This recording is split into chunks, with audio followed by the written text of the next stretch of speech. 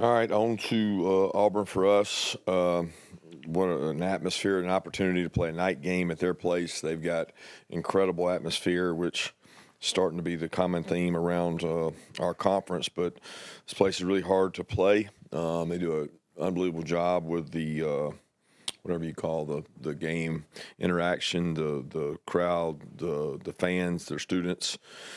Tremendous job they do. They got a great football team. They've played two really, really hard road games in our league against two of the premier teams in our league right now, and playing really good defensively. Got a lot of weapons on offense, a lot of great skilled players that do a great job with special teams. Always respect Coach Freeze's teams. They will strike you and hit you and really physical all across the board. You see it on tape. You see the physicality on tape, and that's the way it is in our league. I mean, it's just week in and week out. You're going to play really tight teams. The games they've played, they've been basically one possession games that came down to the wire on the road in tough environments. So a lot of respect for them. I know they're coming off a week off. Our guys are coming off this Kentucky game and trying to get ready to go play this one today.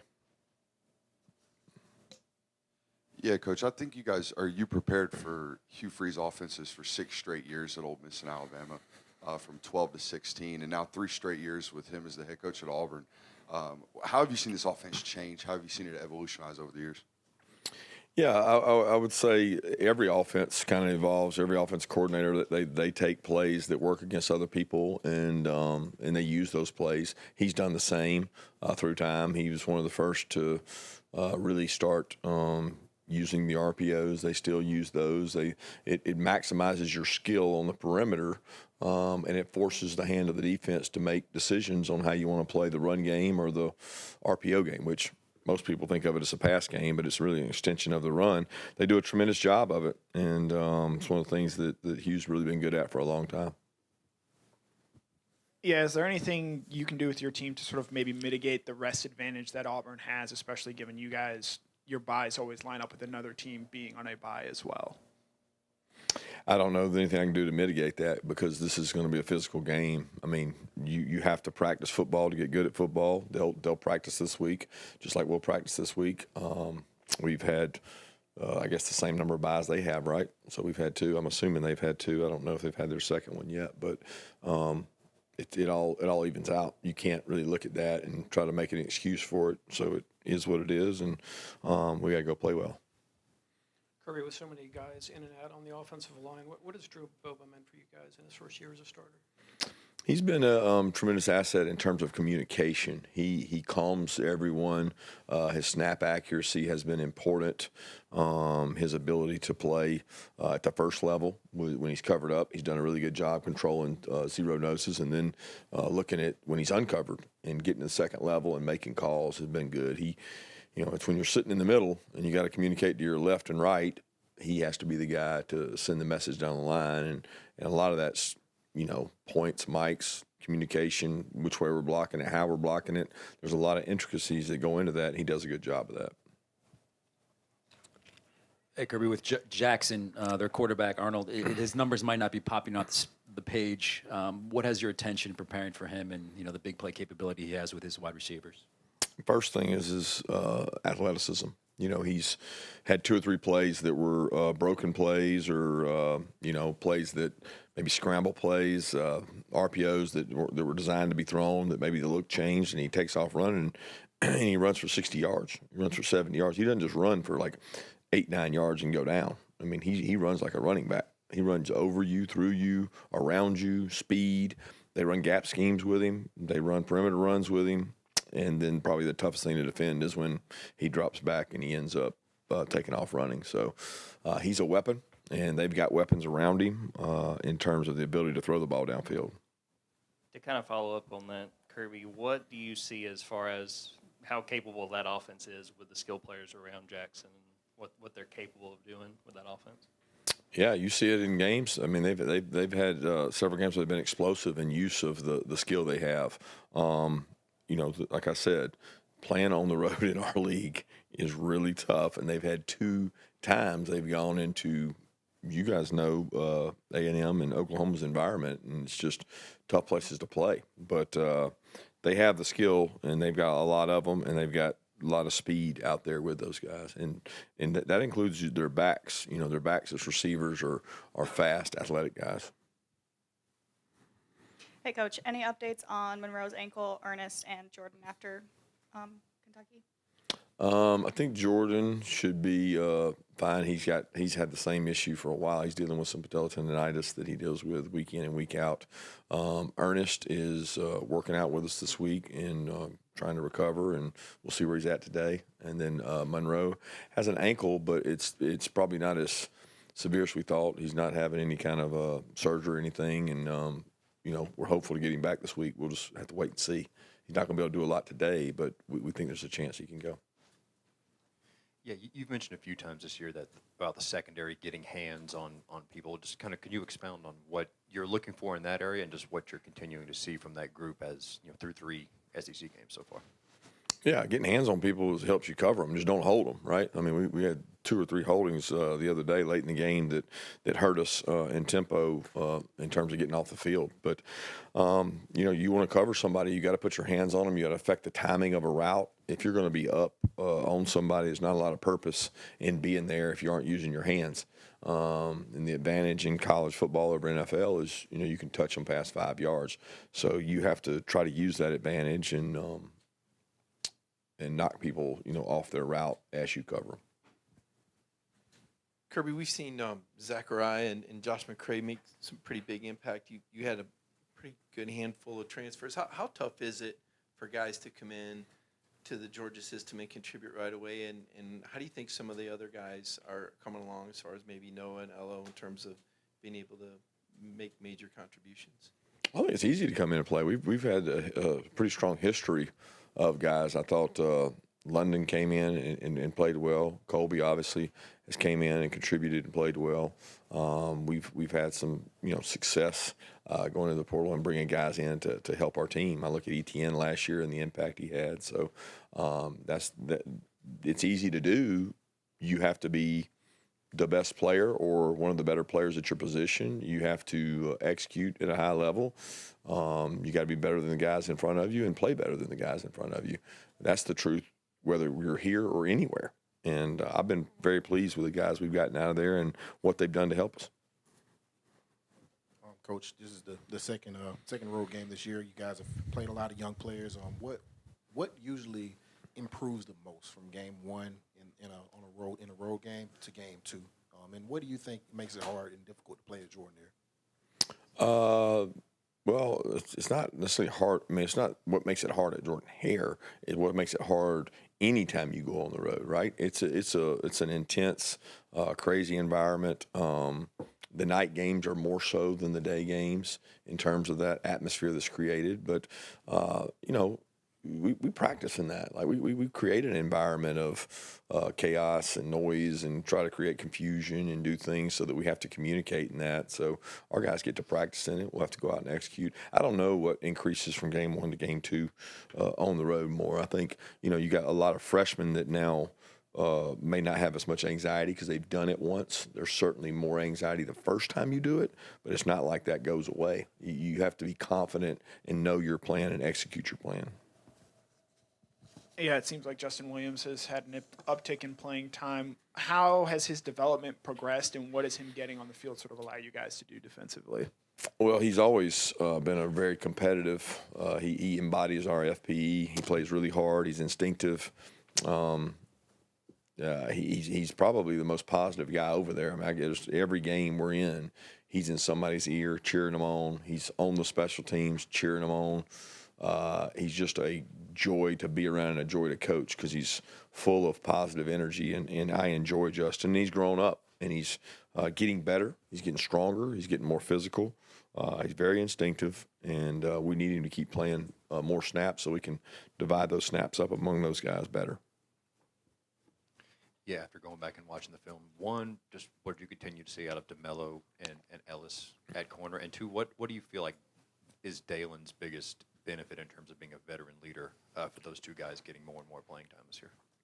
Yeah, I think both those kids are growing up. They're getting more reps. They're getting confidence while they're on the field. The understanding of the defense, the leverages, the looks, playing snaps. You get that through practice, but you get it also through confidence in the games. And Dalen brings us a steady presence as a tackler. He's physical. He's heavy-handed, so he uses his hands. He's strong. He's been in the weight room. He's been in the program for multiple years. All those things matter. I mean, at corner, so much of our league is, can you tackle a back? Can you hold up on a screen or an RPO where you got to take on a blocker, maybe a tight end? And that's one of Dalen's strengths is his size and toughness. Kirby, a lot of people's memories of the Auburn game is just the way Brock kind of took over down the stretch a couple years ago. This year's team does seem like you'll have a lot of weapons at receiver and tight end, but is it better when you do have that like number one go-to guy that you know you're going to, the defense has to account for, and could you get that still out of this year's team? If you're asking me, do I wish I had Brock Bowers still? Yeah, I mean it'd be great, right? Could be a generational player for all I know. I don't know, but I don't prefer it either way. I love the team we have. I love the team we had. There is no. I would rather have one dominant player that can key on and stop. I mean, we had a lot of good players around Brock, so it was great to have him.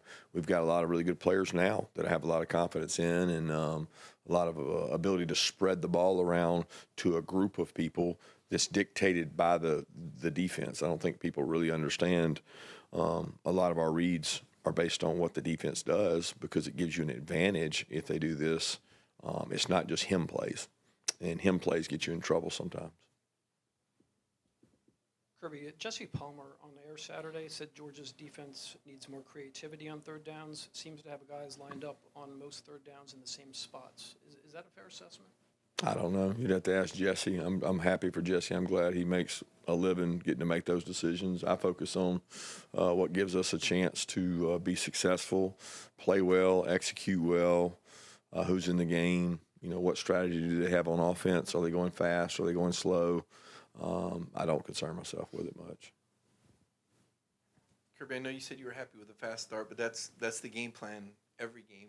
What was different? And because of the parity, is there less room, I guess, for patience with offensive play calling now, or did you guys change anything up against Kentucky to get off to that start? No. I mean, I don't really know what you're asking. Do we want to start fast? Yes. What made us start fast? I can't give. We didn't take a pill. We didn't inject anything. We didn't put different pregame meal. We go out to execute every game. Sometimes the opponent makes that really hard. Sometimes we make it hard because we bust.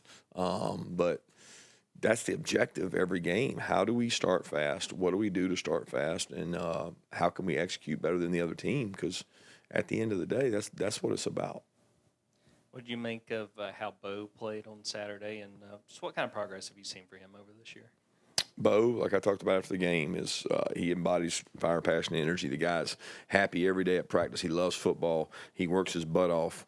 I mean, he competes. He goes out, and doesn't matter who's in front of him. He's going to go to war and fight with them, and he's done it at the left and right tackle. And he's come in the pinch and played well in multiple games. And he's a kid that I enjoy coaching, love being around. He continues to get better. He'll continue to get better because of the way he works and the way he practices. 16 sacks for Auburn so far this season. What in your mind makes its pass rush so effective? The twitch they have, they're really twitchy even at the inside positions. Two edge rushers that are probably their premier players on defense. They both can cause havoc, can wreck a game plan, get off the ball, rush the passer, and they do a good job changing up their looks. So it's not like, just let them sit here and rush. They change things up with a lot of different looks and pressures, and getting those guys in one-on-one situations is their goal, and they do a good job of that. Yeah, Coach, Elias Williams got a few touches this weekend, but what have you seen from him from a growth standpoint as a blocker, particularly point of the attack blocker? Yeah, he's really physical. I never realized, a kid that was that size would take so much pride in growing as a blocker. You know, most kids come in, and that's the hardest thing they have to get used to. They can all catch passes and run run routes, but inline and C area blocking, he has taken pride and give Coach Hartley a lot of credit for investing that time on his improvement and him working at it. And he worked all spring, and I was like, well, he's better than an average blocker for a freshman. And then as the year went on this year, he's grown. He's gone over with us. He's gone against really good people. He's not afraid of contact. So I enjoy watching him grow. And he's gotten better as a route runner and understanding our offense. And he's kind of worked his way into some of the role. Now, some of the stuff that happened for him the other day was just really happenstance that it ended up going to him, but I was happy for him. Coach, just a couple of things.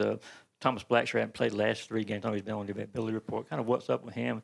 As far as Daniel Harris goes, I know we got on some special teams plays the other day, but is something kind of holding him back right now as far as from him not getting on the field?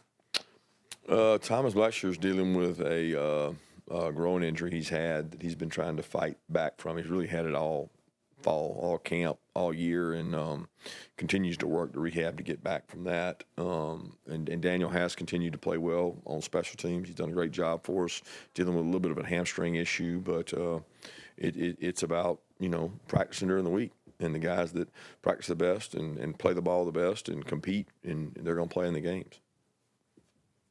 Kirby, Eric Singleton's kind of using a little bit of a different way in this system now. What is his impact on what Auburn does offensively? Well, he's a weapon. I mean, he's a vertical weapon. He's a horizontal and vertical speed. We've seen him, at Georgia Tech. He's a great player.